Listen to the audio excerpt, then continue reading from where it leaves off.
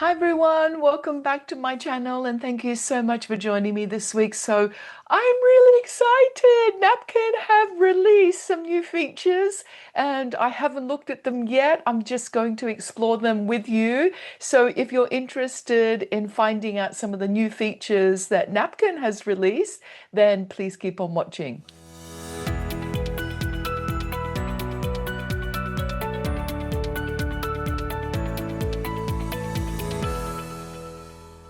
Okay, so I've been a huge fan of Napkin ever since it was in beta. And as soon as they went subscription, I said, take my money, take my money, because I just can't underestimate the power of visuals and visualization when we're trying to convey some kind of information. So Napkin, if you haven't used it, is a beautiful visualization tool where it will create infographics for you based on information.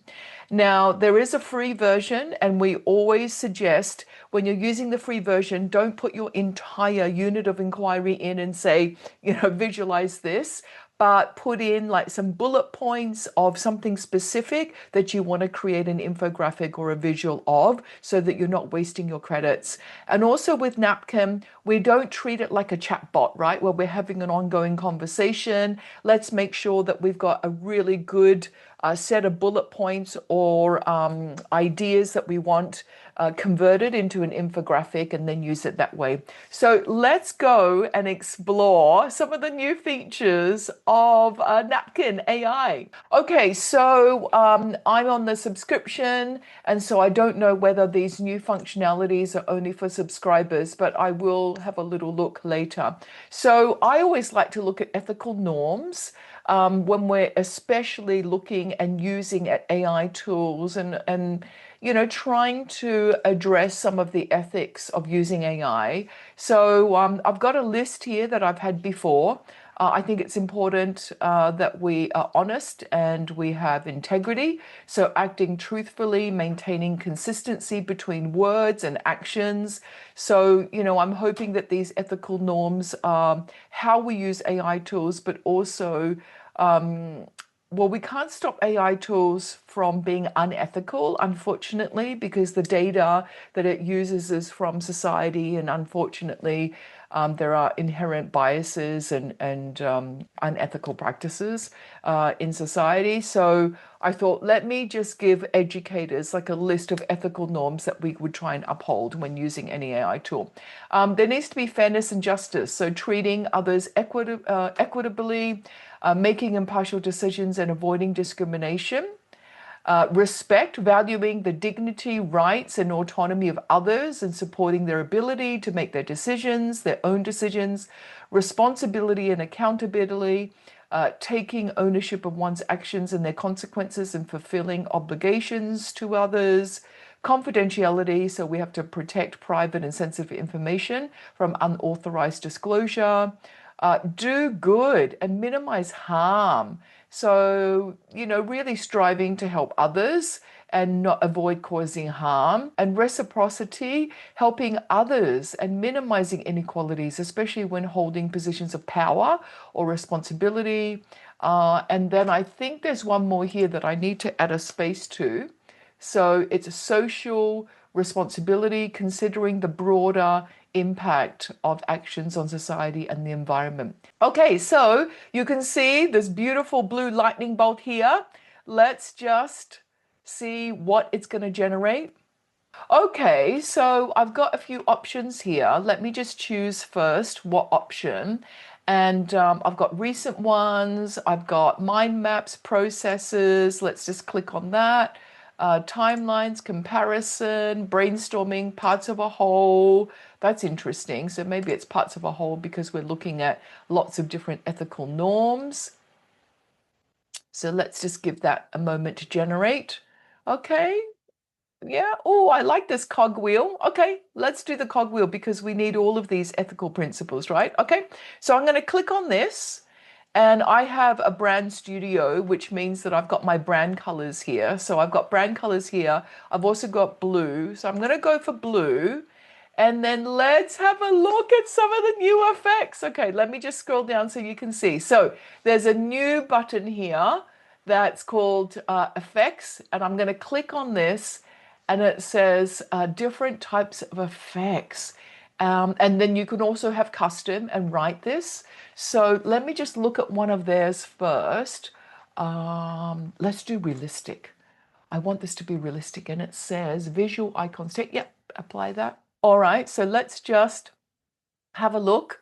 It's going to take under a minute to generate this realistic visual effect. I'm pretty excited.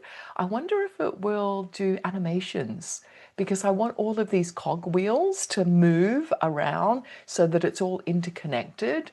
But, let's see. I'm going to have a little play around. And it says under a minute, so I am going to just wait here with you.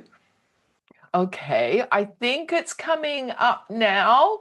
It has been under a minute, but I can see that there's something happening. It's kind of, yeah. Oh, something's happening. I think it's still thinking. It's quite exciting, you can see. I can't wait. I've seen online, I actually got an email from Napkin with a 1-minute video showing me what it could do. So I think it's taken over a minute and it is new. So I'm just waiting, okay, with bated breath. A few moments later. Something is happening.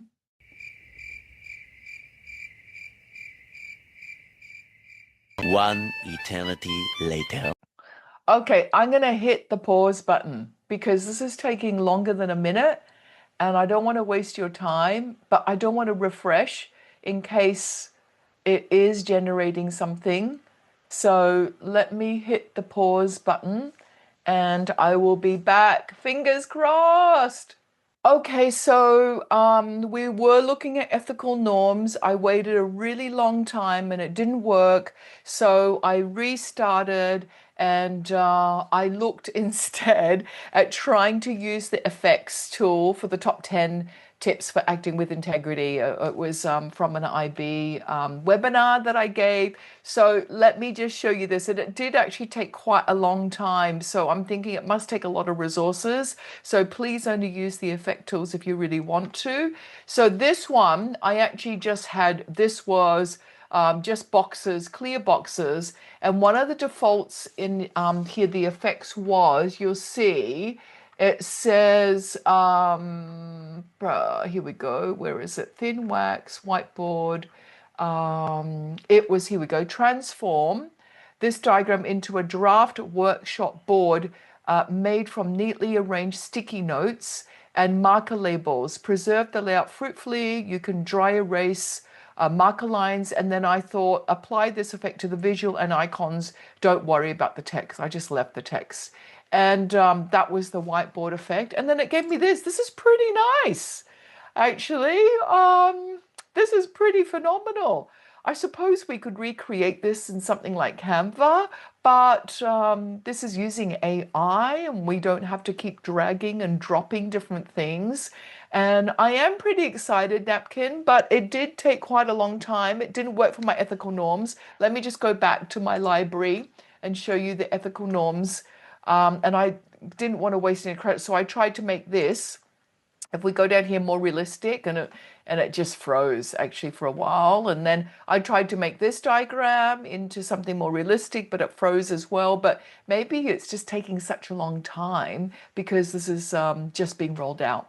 Okay, so that was looking at the new effects function on Napkin AI. Congratulations, Napkin AI.